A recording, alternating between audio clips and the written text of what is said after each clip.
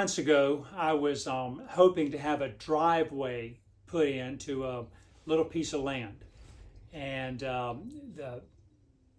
there were a lot of trees against the edge of the roadway there, so trees were going to have to be moved, and the ground would have to be pushed up with a bulldozer, a pipe put into the ground.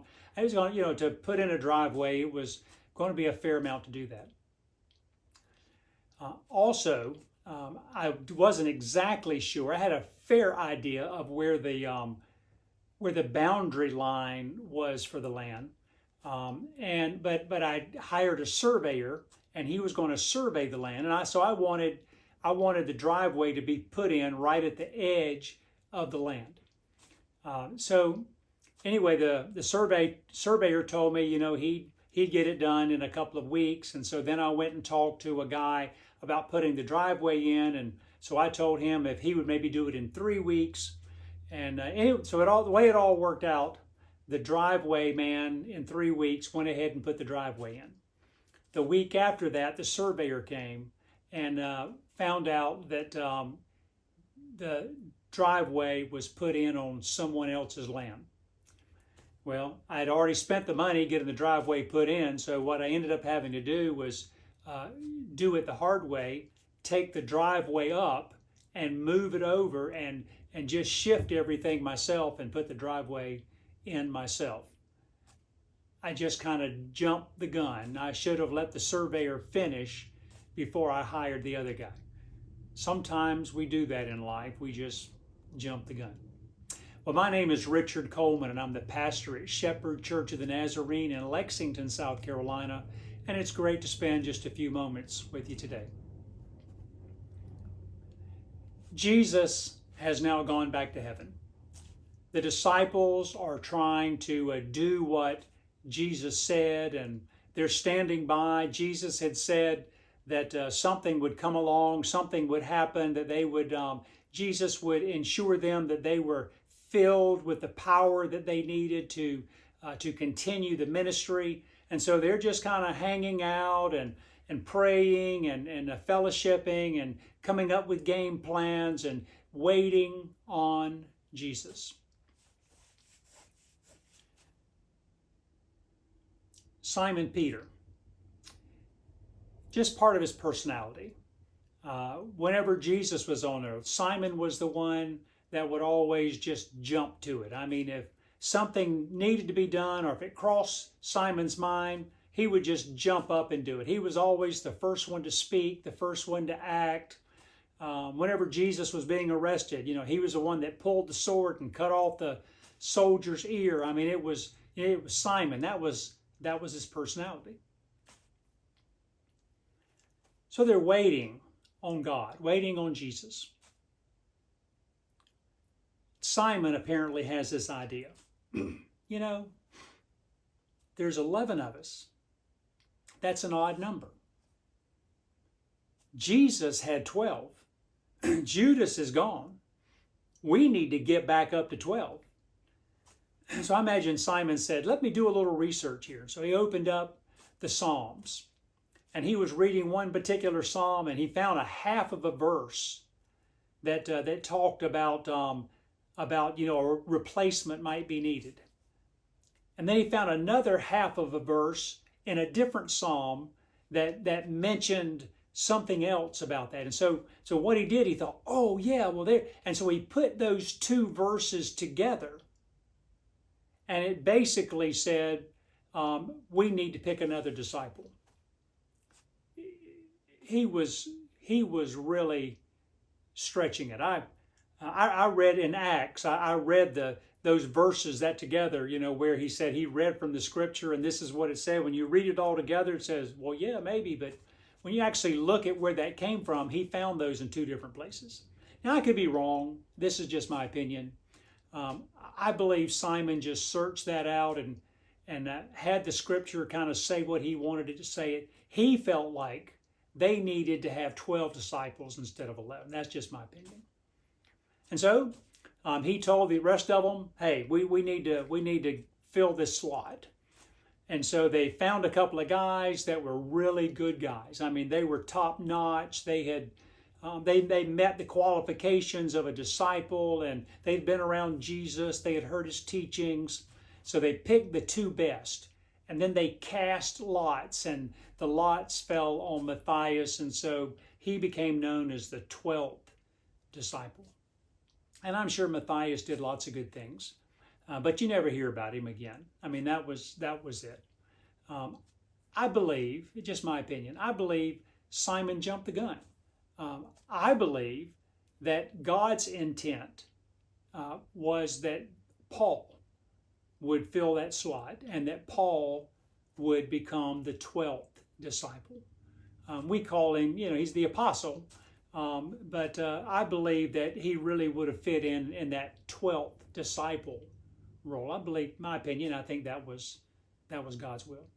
It didn't hurt anything that Simon Peter jumped the gun, but I don't think it necessarily helped anything. I guess whenever, other than losing some money, when I had the driveway put in the wrong place, I guess technically it didn't hurt anything, but it just caused me extra work and, extra aggravation that I had to go through. One thing that I've tried to learn through life, because I'm going to tell you, I've jumped the gun more than one time in my life. Bought a car too quick, or let a salesperson talk me into something without giving me the appropriate time to think about it. I've tried to learn through the years, when I'm under pressure, just to tell when they say, well, if you don't make this decision right now, this deal goes away. I found that it's usually best to say, well, the deal just needs to go away, because I'm going to have to think on it and pray about it, and it'll be at least tomorrow before I can give you an answer.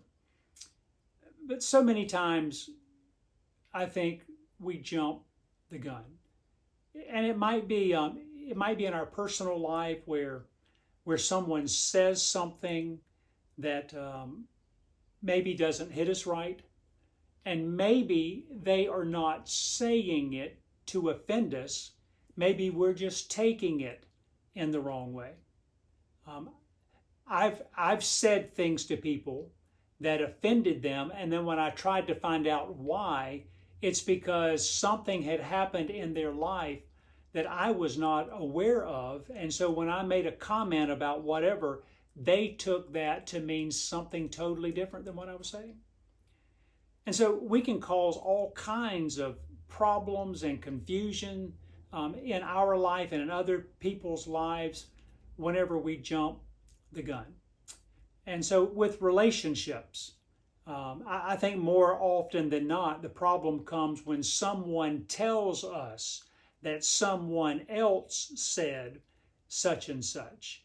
And we take that to heart and we just jump the gun, and either we go on a rampage against that other person, or we just don't speak to them. And in reality, the facts given us were not accurate to start with. It's easy for us to jump the gun. And I believe how important it is for us to remember that God gave us 2 ears and 1 mouth. And I believe God did that intentionally so that we would listen twice as much as we speak. Even one of the Proverbs talks about how important it is that we think about what we're going to say before we say it. In the church, many times, you'll find divisions or problems or people that are upset because of something that they heard was said about them, or something that they perceived, but they really don't know the truth of everything that happened. And so it's important whenever we hear something or see something to be able to listen carefully and find out, search out the facts, find out who said it and where they heard it from. And whenever we do that, that expands our Christian witness whenever we're able to do that. And the Bible even tells us that if you have a disagreement with someone, then you should get 2 other people to go with you and talk to that person. In other words, let's make this a conversation where people that are not even involved might be able to listen better than the two people that might have an offense against each other. And they can say, look, you guys are not seeing this picture very clearly.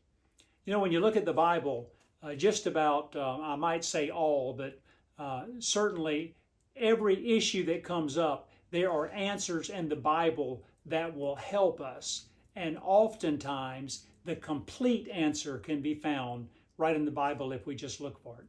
And I've also found in my life that whenever times of confusion come into our life, or whenever we do something too quick or someone else does something too quick, that if we can just give it some time, sleep on it, ponder on it.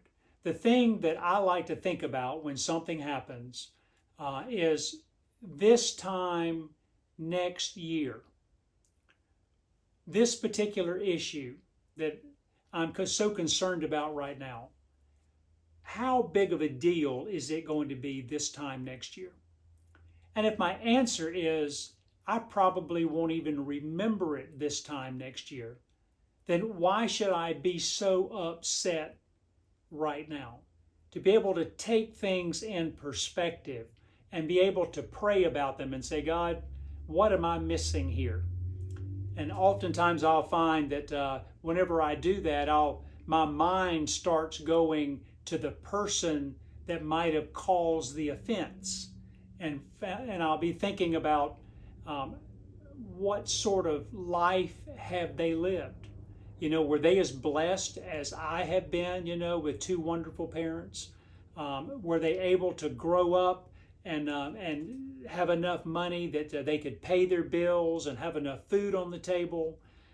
And I start realizing how blessed I am. And if I see that other person, if they've had circumstances in their life that could really generate issues, I'm thinking, well, you know, no wonder, you know, they were upset about that, or no wonder they look at things the way they do. And when I start examining that, I realize I have nothing to be upset about.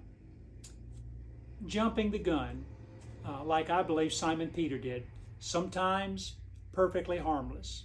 Other times, it could certainly cause problems in our life and hurt our witness. And that's one of the most important things that we don't want to do. So that's my thought for you this week is when things come up, maybe you're in the middle of something right now and you're getting ready to lower the boom and just give someone a piece of your mind.